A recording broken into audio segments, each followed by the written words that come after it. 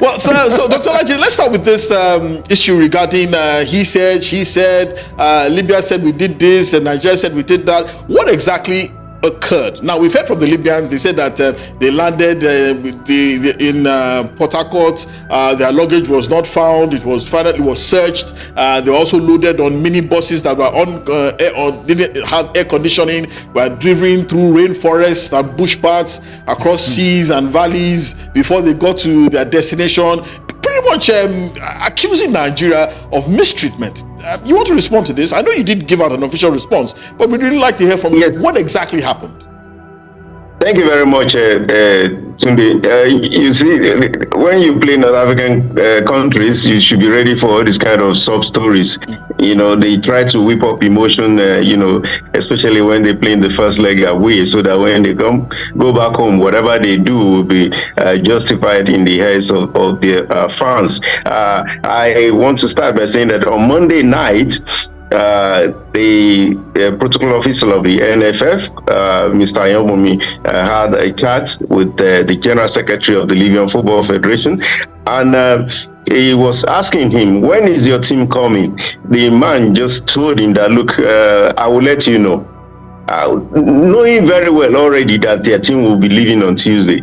We got to know from somebody sent as an advance party on Monday night that the team will be leaving on Tuesday. So there was no talk, no specifics on where the team will be landing. So we assumed correctly that the team will be landing in Uyo because the Benin Republic team that came last month landed in Uyo.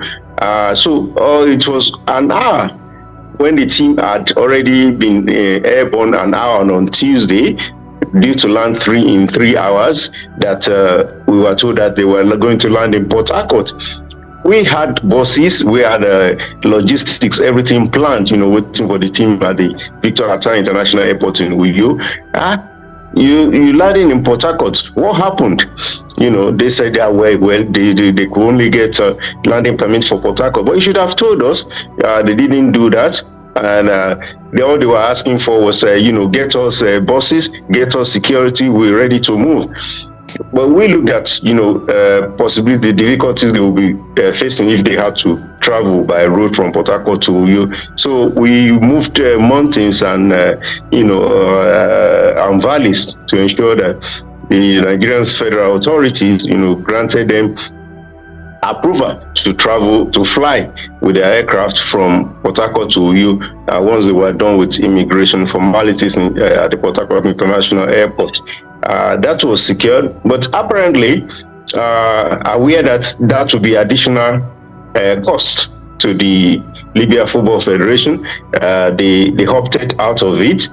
They didn't want to incur extra expenses from the charter company. So they opted to travel by road.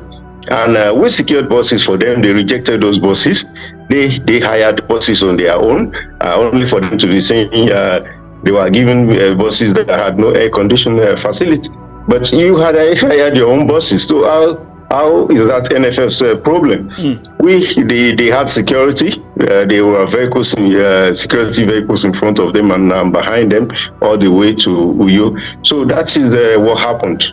NFF was never aware that they were landing in Port Harcourt until 3 hours to their landing at Port Harcourt International Airport. Okay. Well, Dr. Lajiri, well, for me, as you said at the beginning, this probably would underline what we should expect when we go back for the second leg on Tuesday. But I was telling my colleague, definitely, we just have to be very prepared. Definitely, and it will not be out of place if we send an advance party to ensure that things are on ground. Probably they may not even give you a bus, So, and we're moving from Benghazi. The aircraft will be landing in Benghazi and then going 19 kilometers to Benina. We have to be prepared for all manner of things. And the players, of course, themselves, they already know.